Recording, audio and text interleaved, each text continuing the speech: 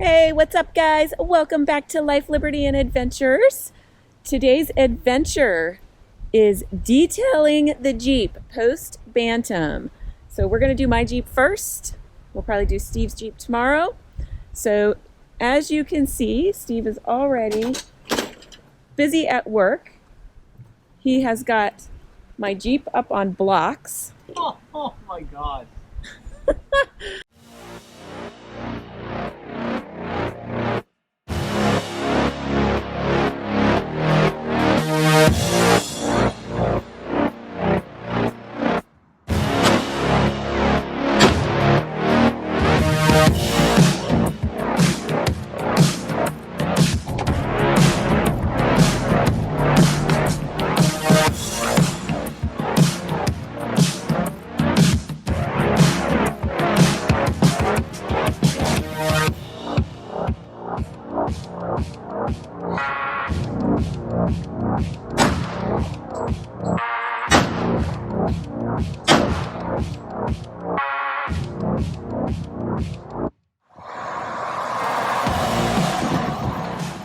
Oh my God.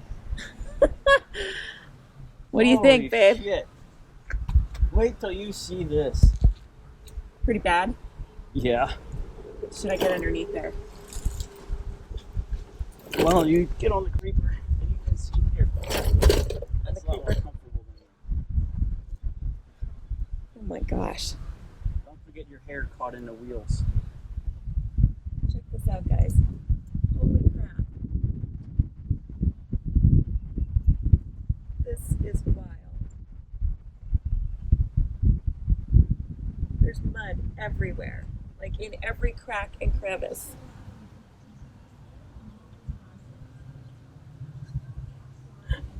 How are we going to get all this off?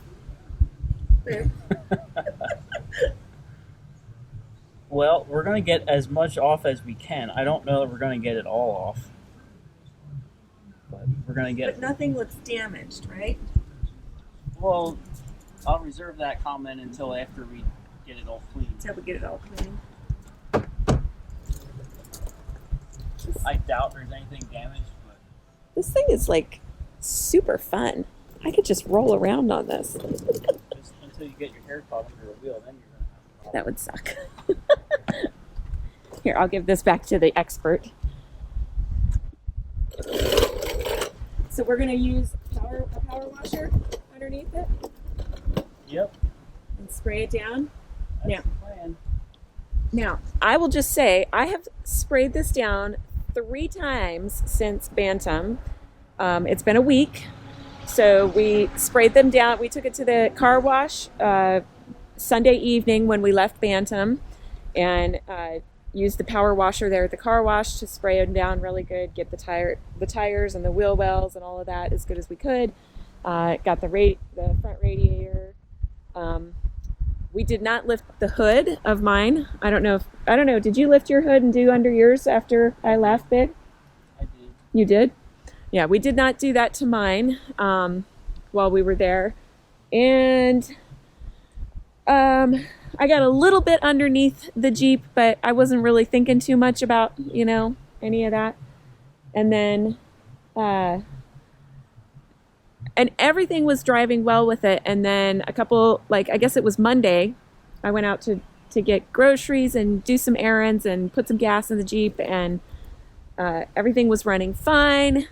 And then I went to the grocery store, and when I left the grocery store, I went to go turn the Jeep on, pulled out of the parking spot, hadn't gone 100 feet, and the whole thing started shaking like crazy, sounded like a Mack truck, felt like I had 4 flat tires when I was driving it. And I'm not even exaggerating. I know people say women are like dramatic about car stuff. I seriously thought that my Jeep was about to explode. It's never done anything like this. It was crazy. I pulled over safely as quickly as I could. I jumped out. I walked around the Jeep, checked everything out. The tires were all fine. Everything was fine. And it sounded normal when I put it in park and got out and walked around it. Sounded normal.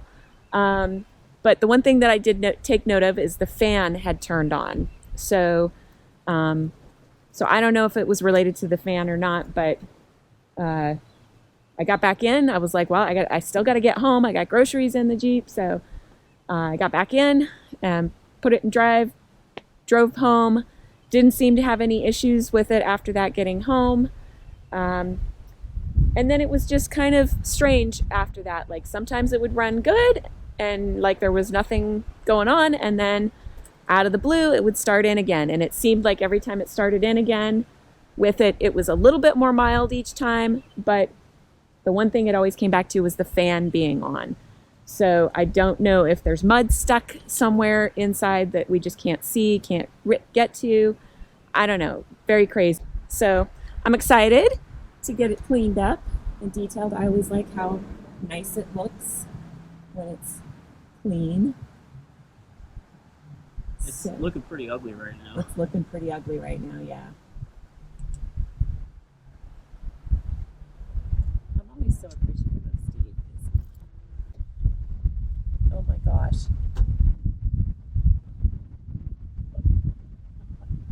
This is insane. This whole crossbar here is filled with mud all the way through.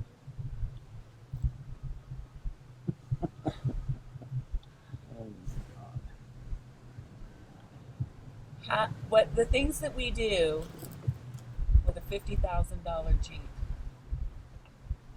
Yeah, let's go run it through a mud puddle. That'll be fun. Up to the floorboards.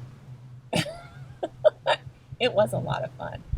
Seriously, it was so fun. All right, time to get to work. Time to get to work. All right, we'll check back with you guys in a little bit. We're going to do some work.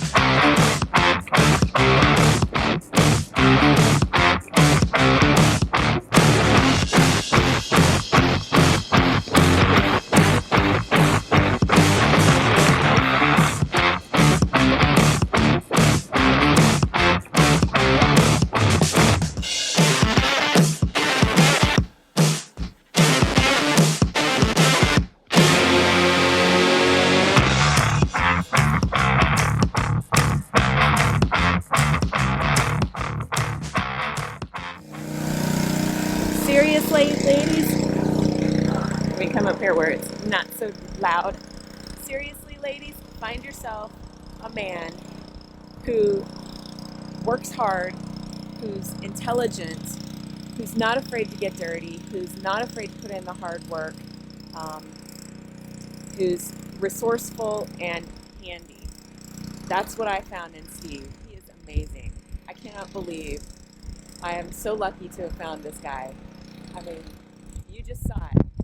He covered himself up in, I don't even know what it is, but because he knew he was going to be underneath my Jeep getting soaked and having mud fall on him, and he's such a good sport. So yeah, if you can find yourself a guy like that, you got it made. You got it made. He is just awesome. But he is taken. So babe, what do you think? Well, I don't know about you, but that's my last time going into mud pits. It's fun for about 30 seconds, and then all this aftermath of cleaning. Yeah, I think I'll pass on that. Just stick with off-roading. We'll just stick with trail riding and off-roading. Yep. Are you totally soaked underneath that suit? Yep. This is not waterproof, but at least it's keeping some of the mud off. Some of the mud and crap off. So for those who get the same idea to do the same thing to their Jeep, not the mudding part, the cleaning part. Well, after they've been mudding. Any tips, any ideas, any thoughts about this experience so far? Probably somebody's gonna say, "Don't do it again." Don't do it again. Yeah. Where'd you find the suit at? Harbor Freight. Harbor Freight.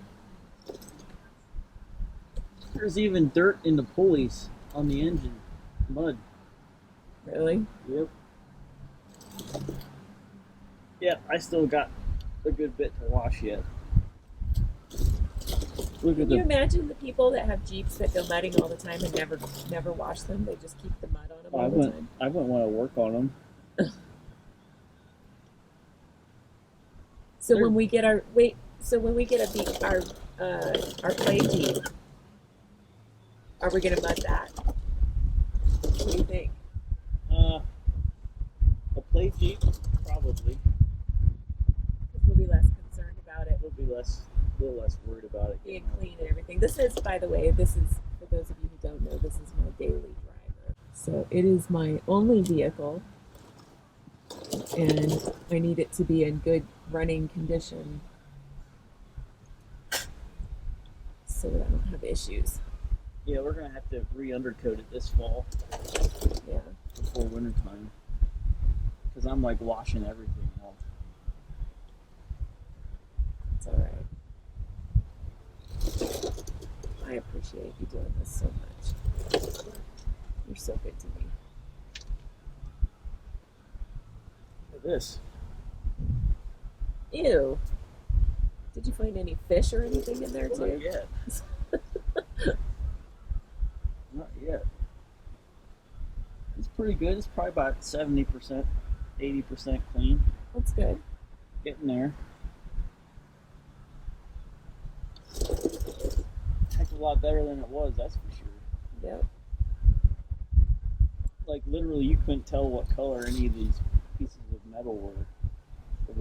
Everything was just brown. Everything was just coated with mud. Yeah.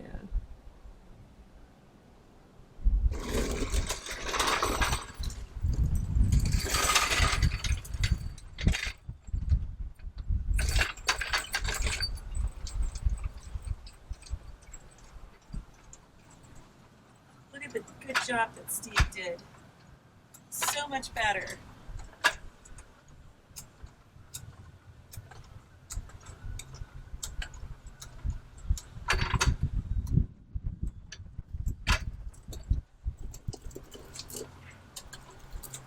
Oh.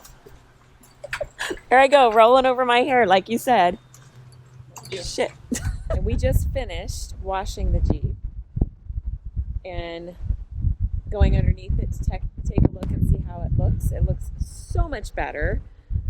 But while we were underneath, laying on our back, we spotted all kinds of mud that we missed. So I think there's going to be mud for a while. Come on, babe. Oh, yeah. So a big thank you to Steve for all of his hard work, for getting wet and muddy underneath my Jeep with his power washer to get it nice and clean for me. So appreciative.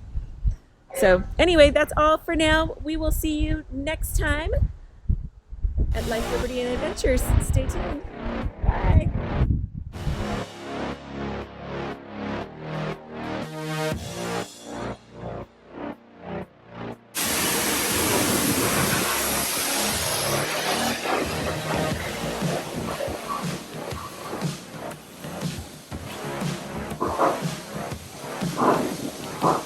Check out all the mud underneath